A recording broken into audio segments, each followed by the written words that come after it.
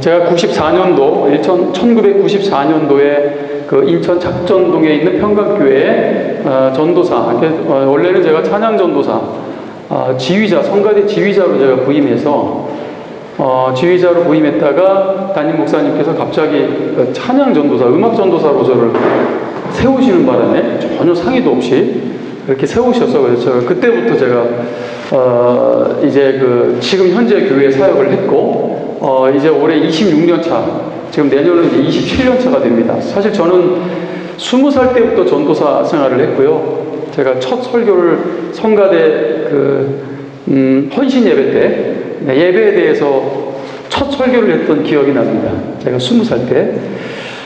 그건 이제 30주년 되는 그런 즈음에 또 이렇게 폴란드 바르샤바 한인교회에 와서 제가 또 설교도 하지만 이따가 또 찬양대뿐만 아니라 제가 또 예배 세미나를 또 진행하게 됐습니다.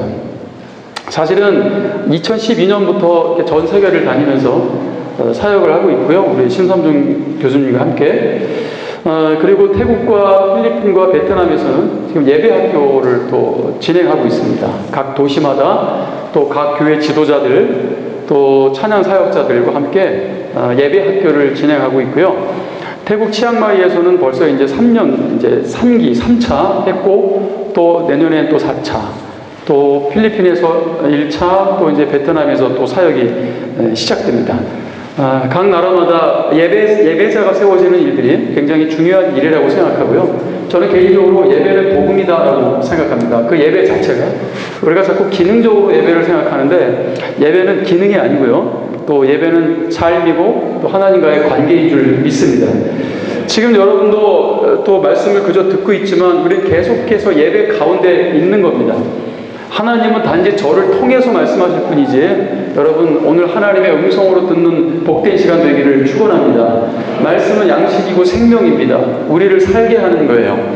일용할 양식을 주옵소서라고 기도한 것은 결국은 우리의 진정한 생명의 양식 되신 예수 그리스도, 또 생명의 양식임을 기억하라는 거죠. 매일의 양식을 먹을 때마다 진정한 우리의 영혼의 양식을 잊지 말라는 겁니다. 자, 그런데 여러분, 교만한 사람들은 자꾸 잊잖아요. 매일매일의 양식이 광야의 백성들에게는 소중하지만, 음식을 쌓아두고 냉장고를 열면 항상 먹을 게 준비되어 있는, 항상 음식을 쌓아두고 재정을 쌓아두고 재산을 쌓아두고 사는 사람들에게는 이미 일용할 양식에 대한 갈망함이 없다는 거예요.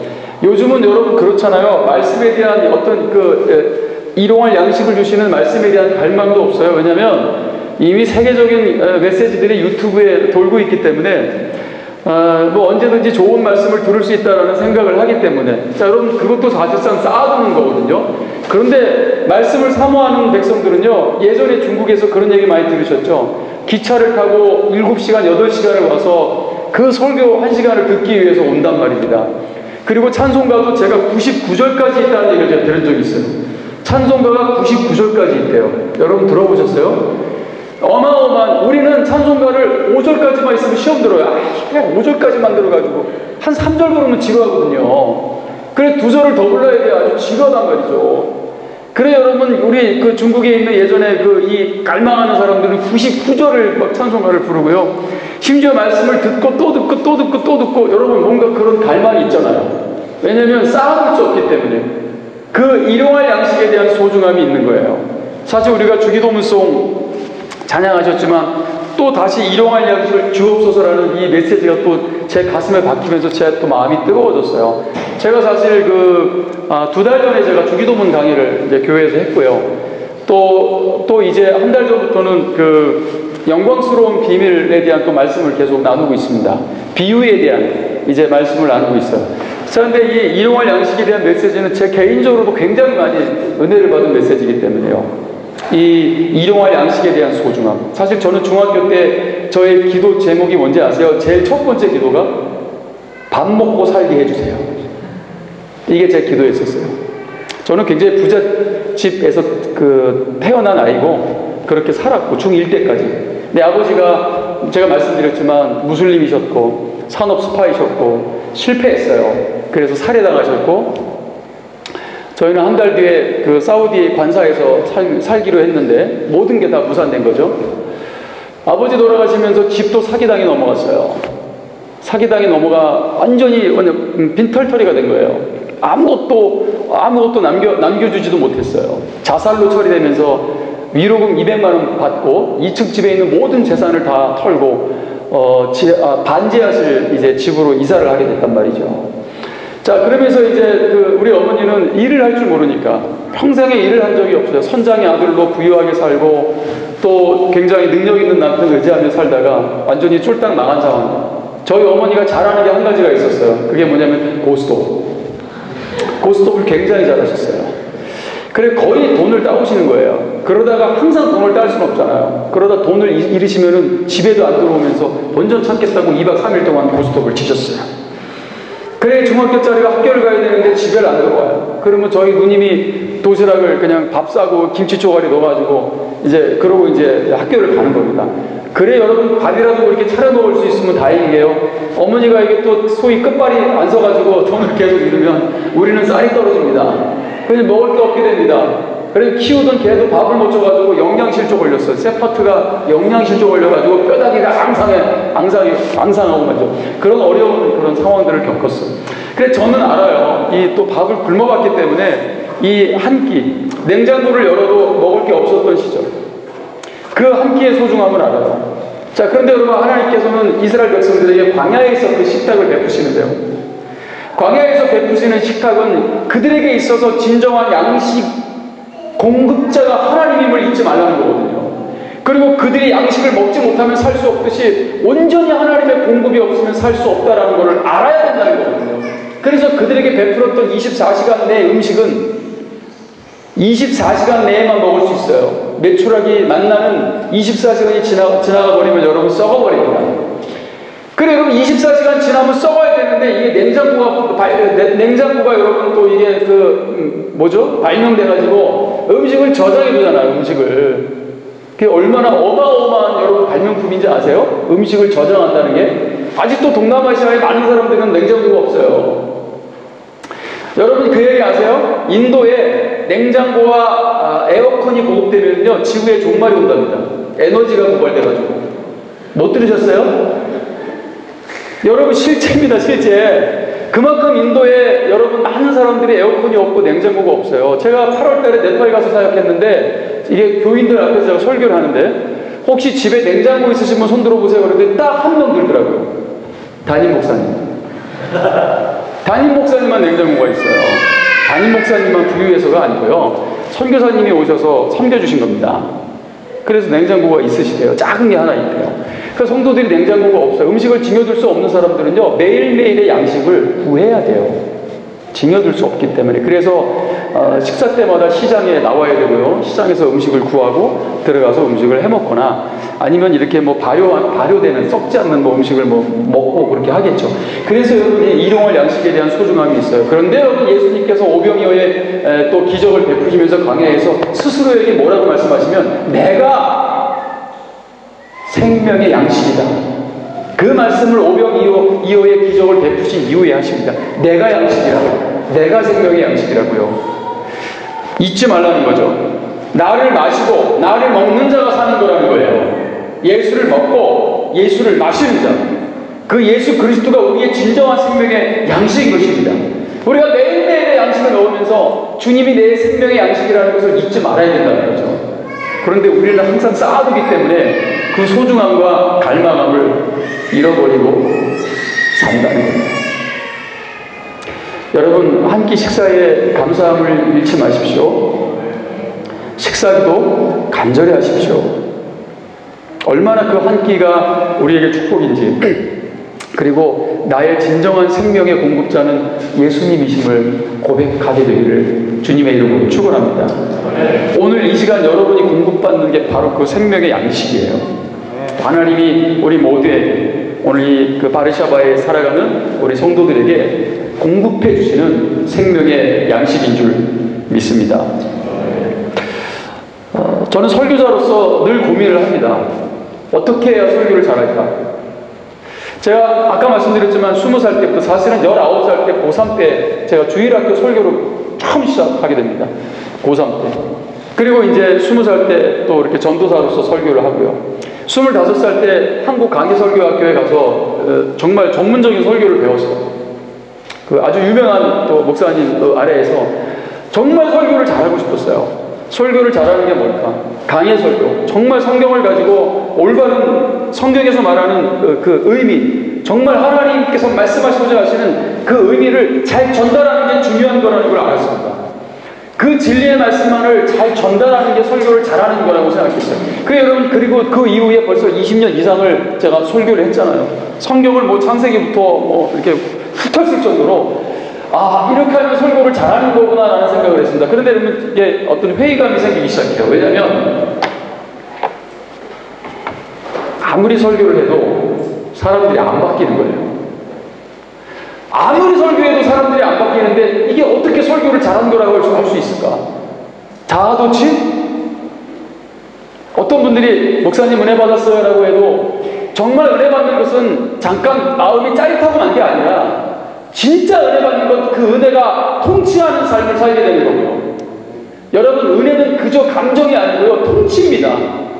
그래서 바울은 은혜가 왕노릇하는 삶이라고 얘기해요. 저는 매일매일 은혜가 왕노릇하는 삶을 살아요.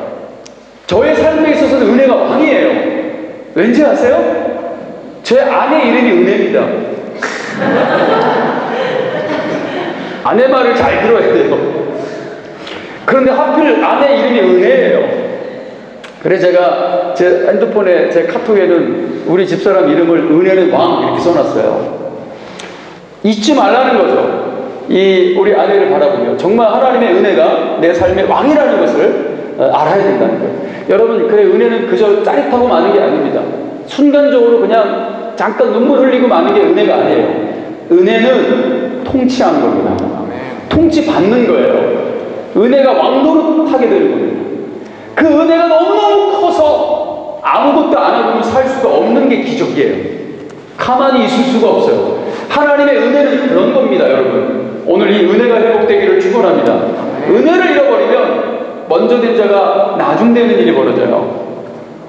사실 여러분, 그 비유도 은혜에 대한 비유거든요. 네? 여러분, 일찍 왔는데 늦게 온 사람이랑 여러분 똑같은 어떤 그 사례를 받는다고 생각해 보세요. 얼마나 억울한 일이에요. 근데 여러분 1시간 남겨놓고 늦게 왔는데도 아침에 잘 6시 온 사람이랑 여러분 이 똑같은 비용을 받아요. 근데 여러분, 그 본문은 은혜에 대한 본문이에요. 은혜. 하나님의 은혜가 그렇다는 거예요. 은혜. 우리가 어떤 행함으로 행위로 구원받는 게 아니라 하나님의 은혜로 받는다는 이야기죠. 자, 그런데 그 은혜를 잃어버리면 먼저 된 자가 나중되는 일이 벌어집니다. 은혜가 왕노릇하는 삶을 사는 게 축복입니다. 그래야 우리가 하나님의 은혜에 통치받는 삶을 살아갈 때 비로소 하나님의 나라에 놀라운 축복의 생명의 여러분 이 선물이 하늘나라에 쌓이는 겁니다. 놀라운 상급이요, 상급이. 자, 그게 여러분 은혜가 통치받는 삶의 축복입니다. 오늘 귀한 말씀을 통해서 은혜가 회복되기를 주님의 이름으로 축원합니다. 20년 이상 설교를 해도 아무런 변화가 없거나 결국 세상으로 가버리는 사람들은 없겠습니까? 있죠? 내가 설교를 못해서 그런가? 내가 설교를 잘못했나? 마음이 심히 무겁습니다. 심지어 설교를 계속 해야 되나? 무슨 의미가 있지? 사람들에게 아무런 변화가 없는데 무슨 의미가 있습니까? 주님, 제가 설교를 계속 해야 됩니까? 자, 그때 주님께서 주신 말씀이 있었어요. 바로 마가복음 10장 22절인데요. 자, 말씀을 보겠습니다. 그 사람은 재물이 많은 고로 이 말씀을 인하여 슬픈 기색을 띠고 근심하며 가니라. 예수님 앞에 나온 사람이에요. 예수님 앞에 나온 부자 청년입니다. 예수님께서 그에게 영생을 고민하고 있는 그에게 말씀하십니다. 너의 가진 모든 것을 가난한 자에게 나눠주고 나를 따르라고 말씀하십니다. 예수님의 말씀 앞에서도 근심하고 떠나가는 사람이 있었다면, 예수님이 말씀하셨는데도 근심하고 떠나가네요. 심지어 예수님의 그 설교를 듣고 예수님의 비유를 듣고 예수님을 죽이려고 하는 사람들도 있었어요. 예수님의 설교를 듣고 변화 안 되는 사람들이 있네. 이것은 단지 나의 잘못이 아닐 수도 있겠구나라는 생각을 하기 시작했어요. 심지어 디모데후서 4장 10절에 보시면 대만은 이 세상을 사랑하여 나를 버리고 데살로니가로 갔고 그랬어요. 대만은 세상을 사랑해서 떠난 거예요. 나를 버렸다. 누굴 버렸냐? 바울을 버린 거예요. 바울. 사도 바울. 여러분, 사도 바울이 설교를 못한다고 할 수 있겠습니까? 사도 바울이 양육을 못했다고 할 수 있어요? 그럼 대만은 사도 바울에게 양육도 받았고 사도 바울의 설교를 얼마나 많이 들었겠어요? 그런데 세상으로 떠나가 버렸다는 겁니다. 이것은 단지 설교자의 잘못이 아닐 수도 있겠구나.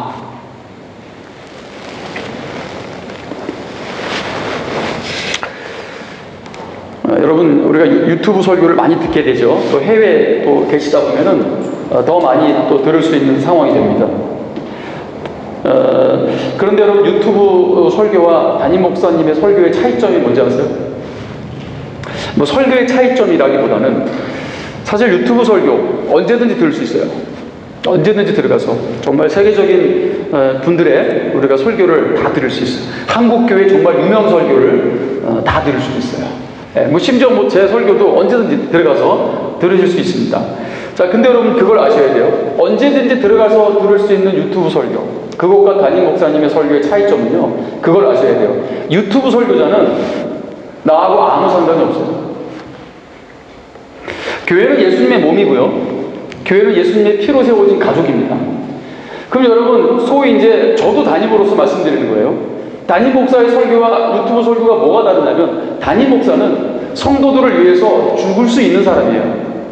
그게 담임 목사입니다. 성도들을 위해서 죽어야 될 상황이 오면 죽습니다. 그게 담임 목사의 사명이에요. 그러면 나의 성도를 위해서 죽어줄 수 있는 담임 목사님의 설교와 그저 나를 전혀 알지도 못하는 그냥 분이 유튜브에서 하는 설교를 듣는 거하고 차이가 없다고 생각하세요? 분명히 있습니다. 설교를 들을 때도 그 설교자와의 또 관계도 굉장히 중요해요. 아예 듣지 말라는 건 아니에요. 많은 참고가 될 수 있고 또 많은 인포메이션이 될 수 있어요. 그런데 정말 우리에게 생명을 공급하고 또 진정한 사랑으로서 선포되는 메시지는 여러분, 우리 한 교회의 영적인 또 아버지로서의 담임 목사님의 설교라는 걸 잊지 마십시오. 저는 이런 이야기를 저희 교회에서도 합니다.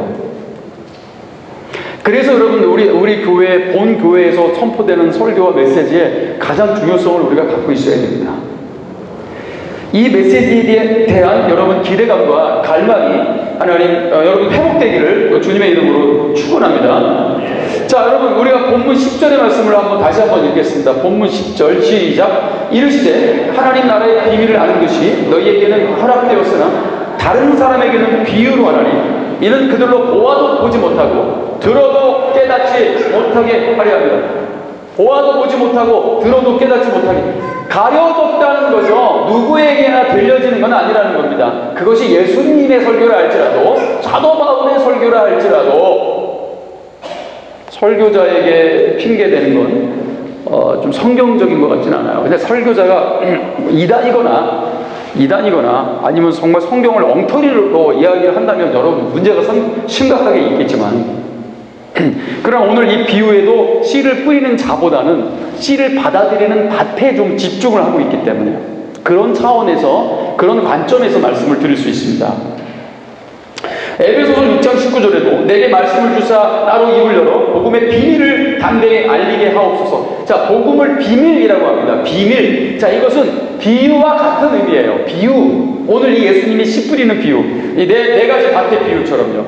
자, 이 비유는 파라볼레라는 단어입니다. 파라볼레. 자, 이게 뭐냐면 나란히 던진다 이런 뜻입니다. 또 다른 의미로 옆에 둔다라는 뜻이에요. 또 쉽게 말씀드리면 A 옆에 B를 둠으로써 A의 의미를 더 명확하게 해주는 거예요. B가 옆에 있으니까 A를 더 분명하게 볼 수 있도록 도와준다는 거죠. 그게 바로 비유라는 거예요. 그래서 여러분, 이 비유는 비밀입니다. 그러나 드러내는 것이기도 해요. 어떤 이들에게 듣는 귀가 있는 자들에게는 들려지는 거고, 듣는 귀가 없는 자들에게는 계속 보지 못하게 하는 겁니다. 이게 바로 비유의 의도, 비유의 의미인 거예요. 오랜만에 고향 땅을 찾아온 김씨가 자기 옛 오래된 그 고등학교 때 친구에 대한 기억이 있어요. 자, 그런데 길거리에서 그 친구랑 똑같이 생긴 보니까 초등학교 저학년쯤 돼요. 똑같이 생긴 아이를 만납니다. 그게 누가 봐도 자기 친구 아들이야. 누가 봐도. 그래서 그 친구 아들에게 이 김 씨가 이렇게 얘기합니다.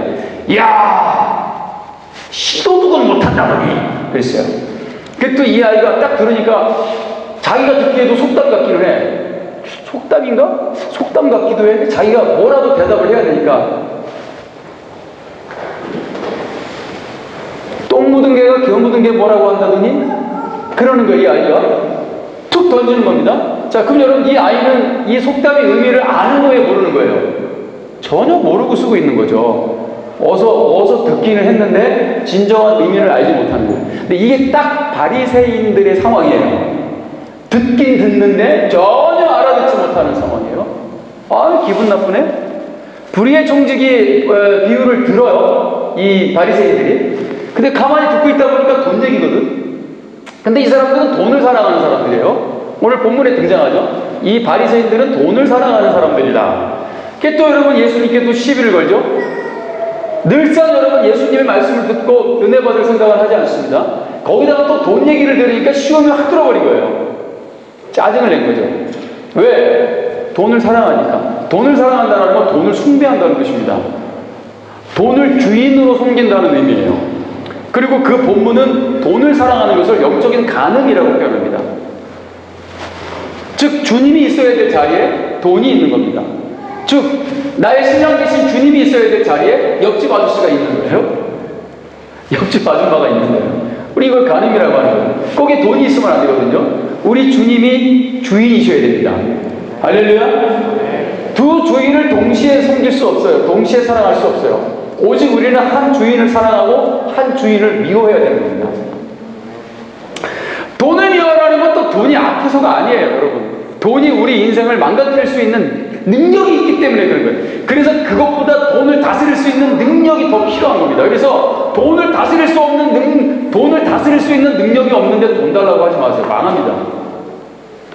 제가 잠깐 말씀드린 것처럼 오늘 또 시편 기자의 기도처럼 저를 부유하게도 하지 마시고 저를 가난하게도 하지 마옵소서. 저의 기도 제목이기도 합니다. 저렇게 뭐 부유해지는 걸 원치 않습니다. 저는 그냥 제가 말씀드렸잖아요.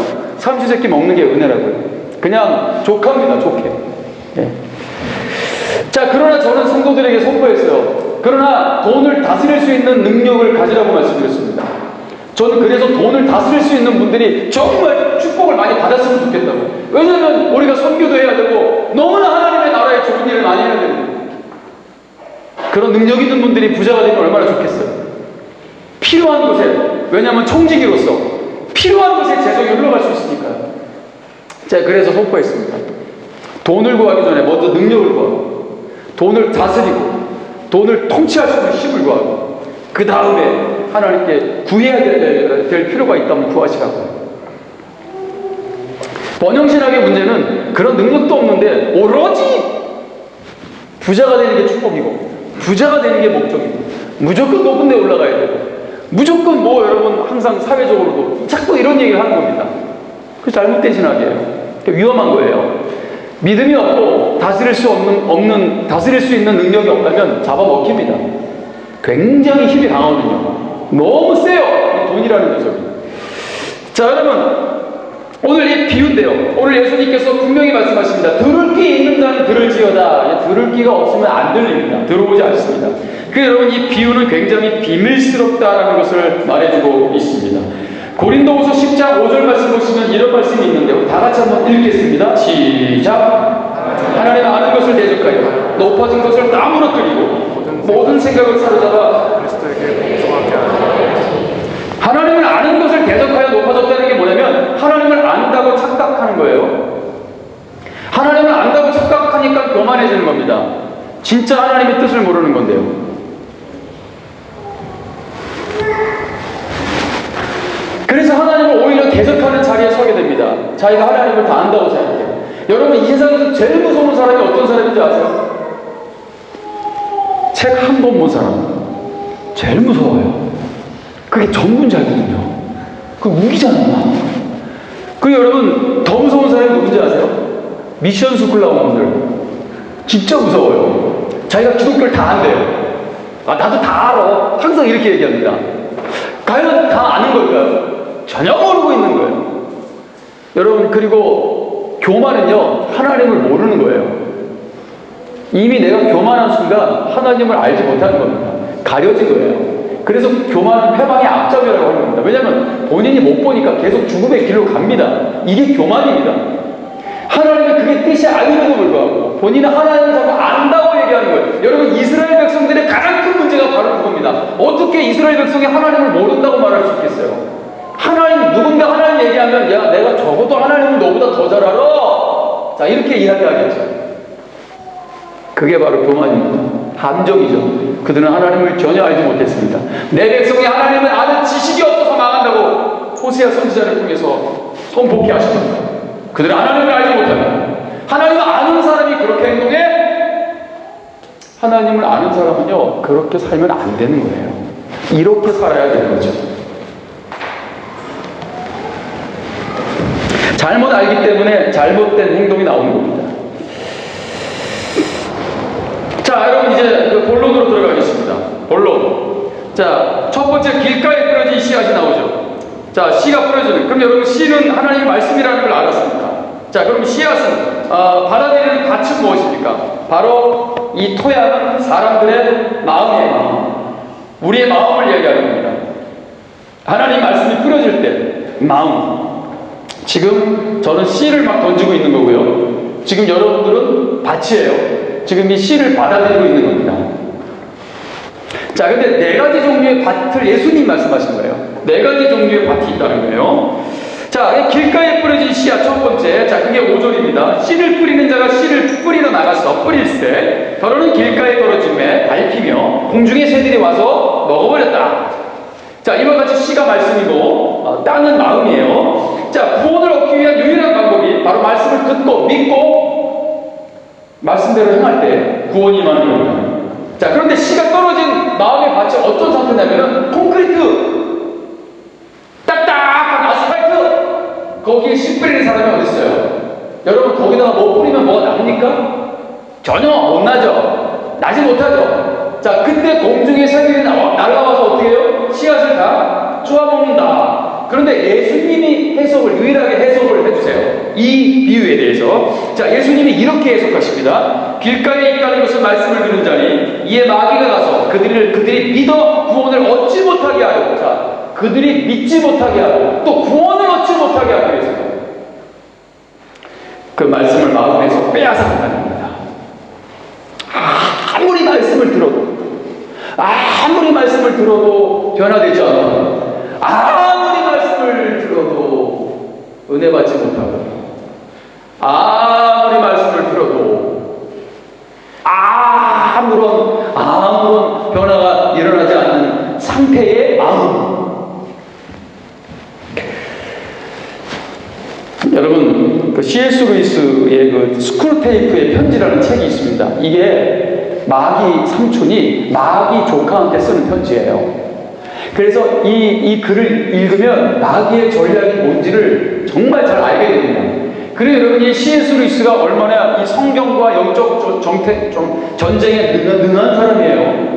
옥스포드 교수였고요. 굉장히 그 지적인 사람인데요. 이분이 이 사탄의 전술 전략에 대해서 꿰뚫고 있는 겁니다. 자, 그래서 이분이 이제 이 글을 씁니다. 스크루테이프의 편지. 이게 즉 악마의 편지라고 번역되기도 하는데, 자, 이 편지에 이런 내용이 있습니다. 여러분 한번 들어보시겠어요? 자, 이 편지 글을 잠깐 읽어드릴게요. 어느 노신사가 습관적으로 대형제국 도서관에 갔다. 여러 가지 책 중에 손에 쥐어진 책이 신앙에 대한 책이었고, 이 책을 읽는 중에 그의 마음에 하나님에 대한 생각이 싹 트기 시작했다. 씨가 뿌려진 거죠. 씨가 뿌려진 거예요. 하나님은 어떤 분일까? 나는 누군가 어떤 관계를 맺어야 할까? 이러한 생각을 하고 있을 때 악마가 찾아옵니다. 마귀가 찾아와요. 그리고 그의 마음 가운데 속삭이기 시작합니다. 점심시간이야. 뭘 그렇게 심각하게 생각해? 에이, 밥이나 먹자. 뭘 이렇게 심각하게 생각해? 에이, 집어쳐. 밥 먹는 데 집중하자. 그 순간 그는 잠시 전 생각했던 하나님에 대한 생각을 애써 치우며 식탁으로 갑니다. 자, 그런데 또다시 아까와 같은 생각이 떠오릅니다. 나는 하나님과 어떤 관계를 맺어야 하지? 숟가락을 드는데 또 그런 생각이 들어와요. 이때 다시 악마는 그의 마음에 말하기 시작합니다. 밥 먹는데 뭘 자꾸 골치 아픈 생각을 하는 거야. 우선 식사부터 끝내고 보자. 그리고 그는 식사를 끝냅니다. 자, 그리고 또다시 하나님에 대한 생각이 떠오른다. 이윽고 그는 사탄의 역사를 통해서 스스로에게 말한다. 그거 뭐 있을 수 있는 생각이지. 아유, 그런데 오늘 너무 바빴다. 집에 가서도 할 일이 많아. 자, 노신사는 밖으로 나와 버스에 올라탑니다. 자리를 잡고 앉아 신문을 펴들고 읽으며 아무 일도 없었던 것처럼 한가히 아무런 고민도 없었던 것처럼 버스를 타고 집으로 돌아간다. 이때 노신사의 뒤에서 악마는 회심의 미소를 짓는다.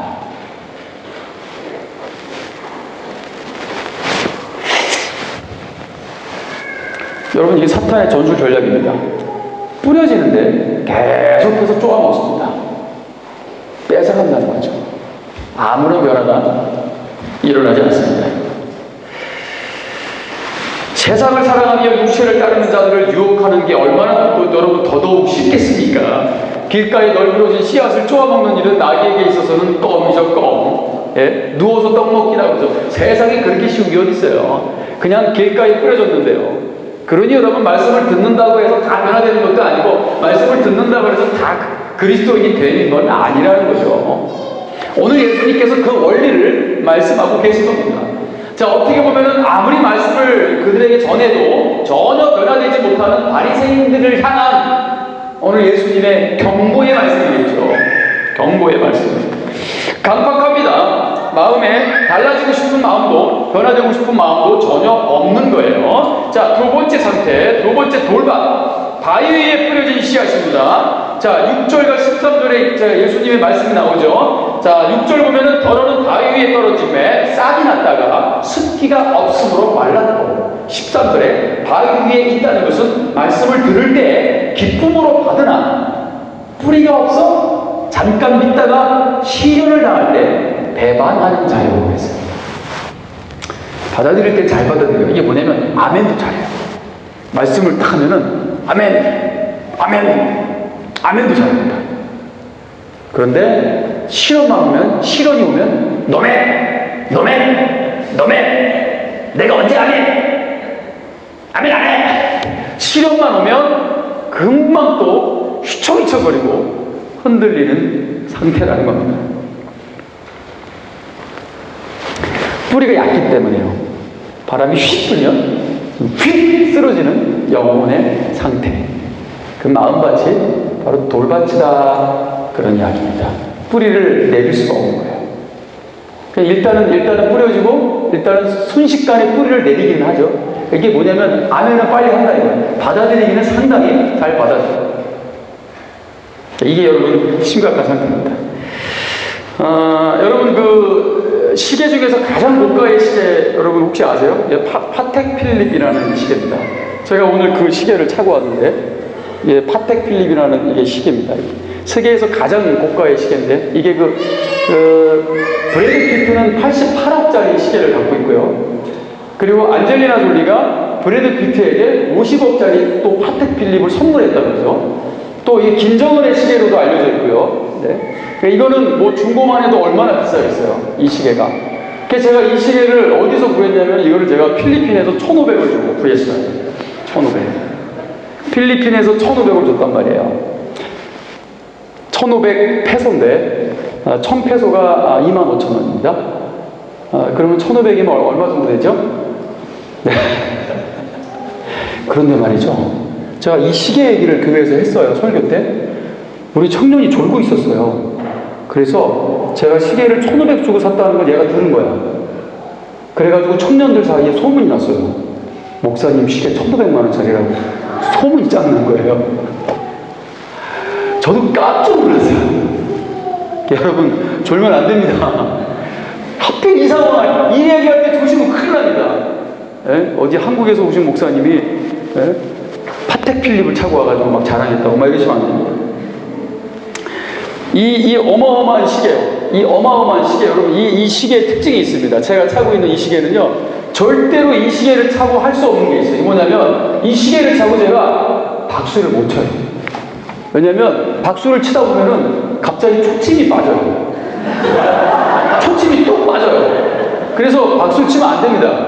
예. 그래서 이 시계를 딱 사가지고 와가지고요. 이게 짝퉁인데도 박수를 못 쳐가지고 제가 이러고 있는 제 모습을 보면서 아니 내가 왜 이러고 있지? 제가 하나님 앞에 회개했다니까요. 여러분 이 짝퉁의 문제점이 그렇습니다. 근데 이게 지가요 꼭 진짜처럼 하고 있어요. 사람들이 시계 굉장히 좋아 보인다고 그렇게 이야기를 합니다. 제가 사실 베트남 그 선교를 하기 때문에 베트남에 여러분 모든 명품 그 공장이 베트남에 다 있습니다. 근데 또 베트남에는 이제 중국의 모든 짝퉁 시장이 베트남으로 다 왔어요. 그래서 완전히 정말 A급인데요. 이거 완전히 재료를 똑같이 쓰기 때문에 그냥 진짜라고 말해도 됩니다. 그냥. 심지어 여러분 이 공장에서 뒤로 나왔는데 제가 정품 등록을 해보니까 제 가방에 정품 등록이 돼 제가 깜짝 놀랐어요. 이제 투미 가방이 정품 등록이 되더라고요. 할렐루야. 이런 짝퉁이 팔리는 데가 베트남이에요. 그게 또 여러분 너무 믿음 좋은 집사님이 또 그 가게를 하니까요. 아니 또 이번에 또 갔더니 아우 또 막 잠바를 하나 그냥 얼마나 그냥 정말 쌍박질 그냥 막 주시는데요. 제가 몽클 뭔데? 예? 보니까 잠바 하나 250만 원 하더라고요. 겨울 코트인데. 근데 그거를 우리 집사님께서 단돈 7만 원에 주셔가지고 재료랑 뭐랑 똑같습니다. 그냥 뭐 홀로그램도 있고요. 완전 똑같습니다, 여러분. 베트남 지금 가고 싶어가지고 막 그냥. 네? 그거 250만 원 주고 사지 마시고요. 네. 비행기 값에 가지고 베트남 가서 사십니다. 다 믿어요. 근데 여러분, 그것도 제가 가지고 왔는데 못 입고 다녀요. 괜히 또 애들이 알아보고, 야, 목사님 몇백만 원짜리 잠바 입었어? 막 이럴까봐요. 사실 저는 명품도 모르고요. 사실 명품에 전혀 관심도 없을 뿐더러 누가 진짜 명품을 진짜로 주잖아요? 그럼 안 입어요. 그냥 장롱에 쳐놓습니다. 그러니까 명품 주실 생각 하지 마세요. 아, 우리 교회 아니지? 제가 뭐 여기서 명품 받은 일이 없잖아요. 그게 목회자의 마음이에요. 제가 우리 목사님 또 사모님하고 대화하면서도 똑같습니다. 저희하고 똑같은 마음을 갖고 계세요. 사실 목회자가 여러분 어떤 그 물질적인 부분에서나 이성적인 부분에서 훈련이 안 되면 여러분 이 길을 가면 안 됩니다. 제가 뭐 좀 이따가 말씀드리겠지만 또 그 부분에 대해서 자 여러분 자꾸 고난이 오고 환난이 오니까 자꾸 쓰러지는 겁니다. 믿음이 자빠지고 믿음 넘어지고 시련이 오고 환난이 올 때 더 이상 복음이 아닌 거예요. 자, 이건 여러분 돌짝밭 같은 심령이라고 주님이 말씀하십니다. 사실 복음에 있어서 가장 강력한 무기는 공산주의가 아닙니다. 실용주의입니다. 실용주의가 뭔지 아세요? 이득이 없으면요 달겨들지 않습니다. 내가 무슨 이익이 있는지가 중요해요. 여러분 이 실용주의가 종교랑 합쳐지면 여러분 타락하는 겁니다. 기독교랑 합쳐지면 이 실용주의가 기독교랑 합쳐지면 종교가 돼버립니다. 유익이 없으면 기독교도 의미가 없는 겁니다. 내가 이러려고 교회 다녔나? 라고 생각할 수 있다는 거예요. 그런데 로마서 8장 17절을 보십시오, 여러분. 자녀이면 또한 상속자, 곧 하나님의 상속자요. 그리스도와 함께 상속자니. 그런데 그 상속자의 특징이 뭐냐면 그와 함께 영광을 받기 위하여 고난도 함께 받아야 될 것이다. 그럼 오히려 고난을 받으면서 내가 예수님과 더 친밀해졌다. 내가 주님과 더 가까워졌다라는 기쁨이 그 고난 속에 있는 겁니다. 그게 여러분 진정한 믿음이에요. 장사도 잘 돼야 되고 자식도 잘 돼야 되고 아프면 안 되고 얼마 전에 산 주식은 내려가면 안 되는 거야. 올라가야 되는데 주님 이러면 안 되시죠? 주님 이번 주 교회 안 가. 이번 주 쉬어. 이런 마음 상태에서는 교회 가고 싶지 않아. 자, 그 자기가 투자한 주식 떨어진 게 도대체 우리 주님이 영광 받으셔야 되는 주님이 그 무슨 관계가 있습니까, 여러분? 근데 이 돌짝밭 같은 마음의 상태는 그렇습니다. 자기 기분에 따라 훅훅 달라집니다. 기분 좋으면 교회도 열심히 나가고 기분 나쁘면 교회도 안 나옵니다. 저는요 마음이 상하고 또 저는요 집사람이랑 부부싸움을 심각하게 하잖아요. 근데 희한하게 그런 상황이 되면 희한하게 주님은 저한테 더 가까이 오세요. 참 희한해요. 막 집사람이랑 싸우면은요 뭐가 이렇게 막 남자로서 막 해서 밖에 나왔는데 갈 데가 없어요. 저는 막 성격이 막 혼자 침실만 다니고 막 이런 성격이 아니라서요. 갈 데가 없다 보니까 어디를 가냐면 차 속으로 들어가요. 차 속으로. 그 차 안에 혼자 앉아 있는 거예요. 근데 딱 그럴 때마다 성령 충만함이 임해요. 주님이 저를 보게 하십니다. 이놈아, 은혜가 왕이다. 주님 나 뭡니까? 왜 맨날 은혜만 왕입니까? 그러니까 가가지고 칭찬합니다. 내 안에 내가 못됐지? 내가 참 부족하다. 내가 죄인 중에 괴수다. 막 이런 얘기를 해요. 그러면 안 받아주는 척 하면서 또 이렇게 받아주고 대화가 되기 시작해요. 어쨌든 심하게 싸우면 완전 탁 쳐버려요. 그러면 한 3일 기다려줘야 됩니다. 항상 여자의 감정이 중요하거든요. 남자는 항상 먼저 풀라고 하잖아요. 자기 감정 편하려고. 그리고 내일 아침밥 따뜻한 거 먹으려고. 어떻게든 풀라고 하잖아요. 근데 여자의 감정이 중요하거든요, 여러분. 그걸 몰라요, 남자들은. 여러분, 여자는 이 연약한 감정, 유리 같아요. 그래서 기다려줘야 해요. 그 감정이 풀릴 때까지 기다려줄 수 있는 그런 남자가 되시길 축원합니다. 너무 여자 편만 들어가지고 좀 그런데. 네. 자, 여러분 세 번째 가시밭에 뿌려진 씨앗, 가시밭에. 자, 여러분 제가 좀 쉽게 설명을 해드릴게요. 자, 씨가 뿌려졌어요. 가시가 있습니다. 자라긴 자라죠. 자, 이건 분명히 뿌리도 내려요. 근데 자랍니다. 근데 자라다가 어떻게 돼요? 걸려요. 뭐에? 가시에 걸립니다. 가시에. 자, 그런데 여러분 이 가시가 뭔지 아세요? 예수님께서 말씀하십니다. 구체적으로 이 세계의 염려와 재물과 향락의 기운에 막혀 이렇게 말씀하십니다. 자, 일단 돌밭과 비슷하게 말씀은 받아들입니다. 기독교에 대해서 거절 안 해요. 거부도 안 해요. 심지어 교회도 나옵니다. 설교도 다 듣습니다. 자, 이게 문제라는 거예요. 설교도 다 듣습니다. 자, 그런데 이 생의 염려와 재물의 향락, 여기에 막혀가지고 타락합니다. 목회자들이 타락하는 부분들을 보면서 많은 사람들이 상처받고 교회를 떠나기도 합니다. 여러분, 그 목회자가 타락한 것 때문에 어떻게 예수님을 버릴 수 있죠?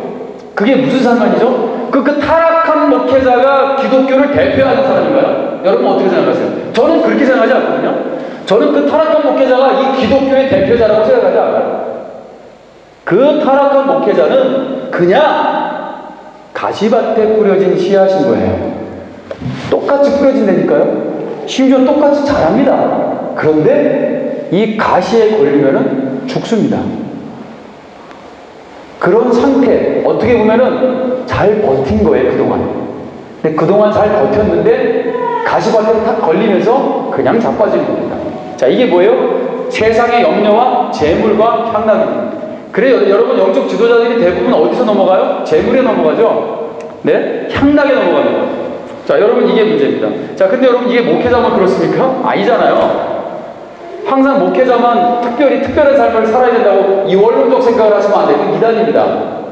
자꾸 구분하면 안 됩니다. 목사님은 목회자니까 더 그렇게 사시면 안 됩니다. 여러분 이런 얘기 하시면 안 돼요. 이원론적이고 이건 이단입니다. 우리 모두가 만인 제사장이고 하나님의 백성이고 자녀인 줄 믿습니다. 그럼 여러분 일반 성도들도요. 신앙생활 잘 하다가 갑자기 타락해서 교회를 떠나는 사람들이 있어요, 없어요? 분명히 있죠, 여러분. 자, 바로 가시밭에 걸렸구나 라고 생각하시면 너무 쉬운 문제입니다. 자, 그런 일들이 벌어지는 겁니다.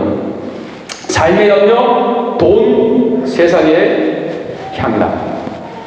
야고보서 4장 4절 말씀에 가늠한 여인들아 세상과 헛된 것이 하나님과 원수됨을 알지 못하느냐. 그러니 누구든지 세상과 헛되고자 하는 자는 스스로 하나님의 원수가 되는 것이다. 세상을 사랑하면 하나님과 원수가 되는 거예요. 세상을 사랑하면 절대로 여러분 이 가시밭길을 뚫고 나갈 수가 없습니다. 결국 걸려 넘어질 수밖에 없어요. 자, 그러면 교회 안에 잠정적 교회를 떠날 사람들이 있을까요, 없을까요?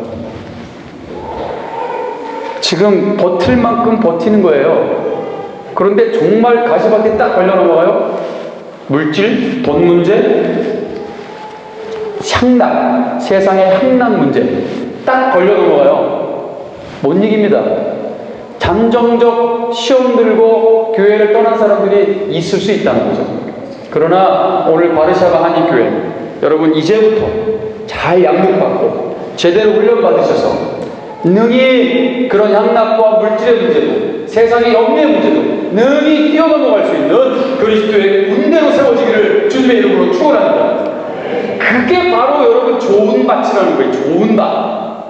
좋은 밭에 떨어져요. 그래서 여러분 8절을 보십시오. 더러는 좋은 땅에 떨어짐에 나서 100배의 결실을 하였느니라. 이게 여러분 좋은 밭의 특징입니다. 항상 열매를 맺는다는 거예요. 속도의 차이는 있어요. 빨리 성장하는 사람도 있고 천천히 성장하는 사람도 있어요. 천천히 성장하는 걸 보고 돌밭이려니 가시밭이려니 여러분 그렇게 걱정하시면 안 됩니다. 저는요, 제가 아무리 미련한 상태, 영적으로 미성숙한 상태에 있었을 때도 저는 예수님을 떠날 생각을 전혀 하지 않았습니다. 전혀요. 생명의 위협이 와도 저는 예수님을 떠날 수 없다, 버릴 수 없다 라고 늘 생각하고 있었습니다. 저는 그때 미성숙했어요. 저도 뭐 죄를 범하기도 하고요, 연약한 상태에 있기도 했습니다. 그런데 그냥 그저 심령이 더 가난한 상태인 거예요. 나는 정말 세리 같은 사람이에요. 죄인인데요, 차마 하늘을 볼 수도 없습니다. 그저 나는 죄인입니다. 주님 나를 긍휼히 여겨주옵소서. 주님, 그런데 제가 주님 아니면 갈 데가 없습니다. 주님이 나를 밀어내도 나는 주님을 떠날 수 없습니다. 그냥 주님의 발을 붙들고 주님, 이곳이 아니면 내가 갈 데가 없습니다. 저를 불쌍히 여겨주옵소서. 여러분, 이게 겸손한 세리의 신앙입니다. 연약하다 할지라도요, 돌짝밭과 근본적으로 가시밭과 다른 게 바로 그겁니다. 그런데 여러분, 좋은 땅의 특징은 열매를 맺는다는 거예요. 이게 뭐 성장한다는 겁니다. 반드시 자라야 되는 거예요. 어린아이 상태로 멈춰버렸다? 그거 여러분 상당히 심각한 겁니다. 그런데 여러분, 좋은 땅에 떨어진 것은 분명히 천천히 자라도 자란다는 거예요. 자랍니다. 분명히 자라고 있는 거예요. 여러분, 멈췄습니까? 아니면 자라고 있습니까? 분명히 내년보다, 작년보다 올해가 더 나아야 되고, 올해보다 내년이 더 나아야 될 줄 믿습니다. 주님을요, 오늘보다 내일 더 사랑하는, 오늘 바르샤바, 오늘 한인교회 성도들 되시기를 축원합니다. 오늘 이 말씀을 듣고서도 더 주님을 사랑하게 되기를 축원합니다. 여러분, 주님 떠나실 수 있는 용기 있으신 분 계세요?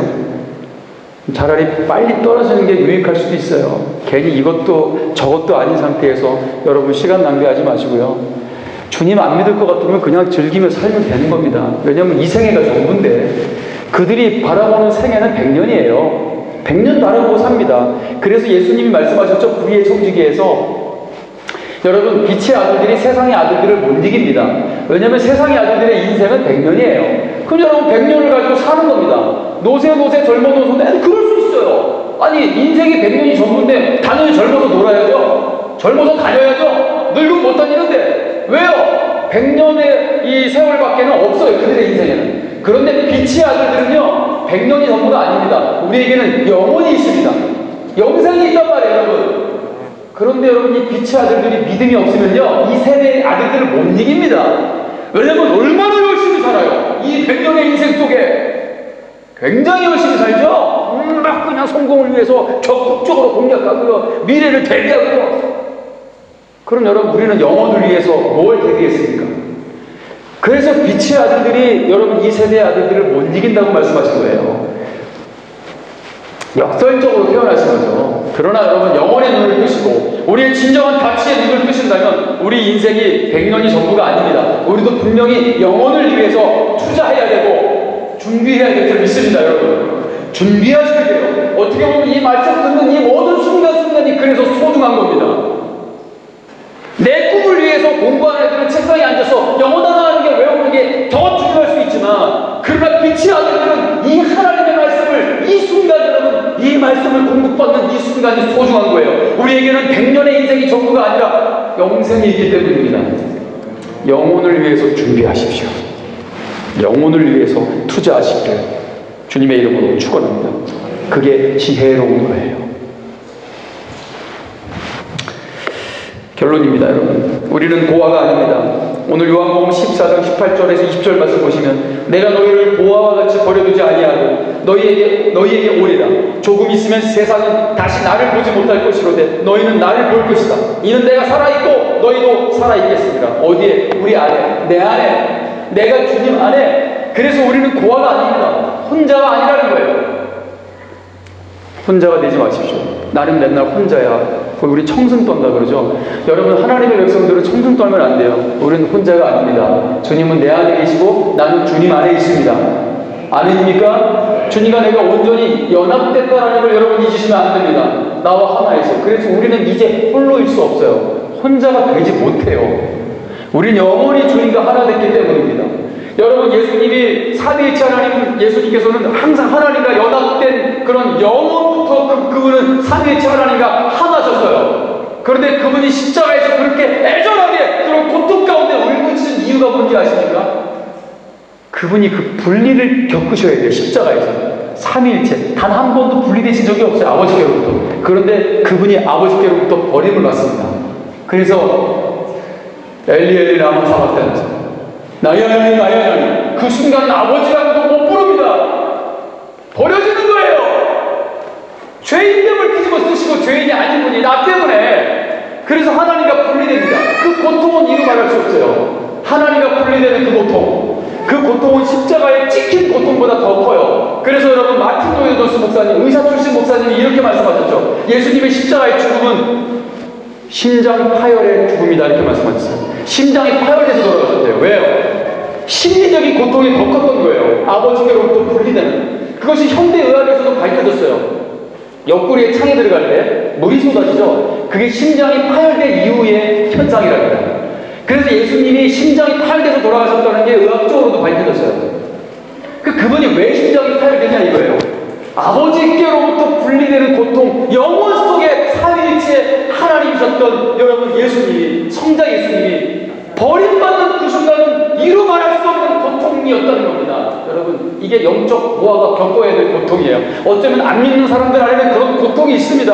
하나님께 분리됐기 때문입니다. 그런데 그들은 하나님 대치품들을 자꾸 만들어내고 가짜 하나님을 자꾸 불러다가 그 가짜 하나님으로 일시적인 만족감을 자꾸 여러분 얻으려고 하는 거죠. 마치 마약 중독처럼요. 영적으로 봤을 때. 그러면 마약이 떨어지면 어마어마한 고통을 겪는 겁니다. 그게 하나님을 떠난 인생의 여러분 결과예요. 그것만큼 비참한 게 없습니다. 여러분, 그런데 왜 자꾸 세상을 따라갑니까? 더 주님 앞에 가까이 나오셔야 됩니다. 오늘 예수님과 더 가까워지시기를 축원합니다. 네. 주님 더 끌어안고 사시기를 축원합니다. 네. 주님과 온전히 내가 하나임을 잊지 마시고요. 오늘 주님이 말씀하십니다. 너희가 내 안에, 내가 너희 안에 있는 것을 너희가 알리라. 여러분, 예수님은 지금도 사십니다. 어떻게 사세요? 내 안에 사십니다. 여러분의 삶을 통해서 예수님은 살기 원하십니다. 할렐루야. 예수님은 승천하셨지만 아니요. 예수님은 아직도 여러분 우리 가운데 사십니다. 여러분의 바르샤바에서 여러분의 한 걸음이 바로 예수님의 삶이에요. 그래서 여러분 갈라디아서 2장 20절 말씀이에요. 내가 믿음 안에 산다는 거예요. 여전히 여러분 예수님은 나의 믿음을 통해서 살기를 원하세요. 오늘 이 바르샤바 땅에 수많은 작은 예수들의 삶을 통해서 오늘 이 땅 가운데 놀라운 변화가 일어나기를 주님의 이름으로 축원합니다. 여러분 시작하십시오. 이 거룩한 부담감은 은혜 받는 거예요. 그게 거룩한 부담감을 주실 때 시작하십시오. 지금부터 한 걸음 시작하고 주님이 원하시는 여러분 계속해서 편대를 향하여 멈추지 마시고 전진하는 오늘 바르샤바 한인교회 되시고요. 오늘 이 땅 가운데 하나님이 주신 오늘 놀라운 여러분 이 부르심을 끌어안고 귀한 사명 여러분 믿음 안에 온전히 하나 돼서 함께 이루어가는 행복한 교회, 행복한 성도들 되시기를 주님의 이름으로 축원합니다.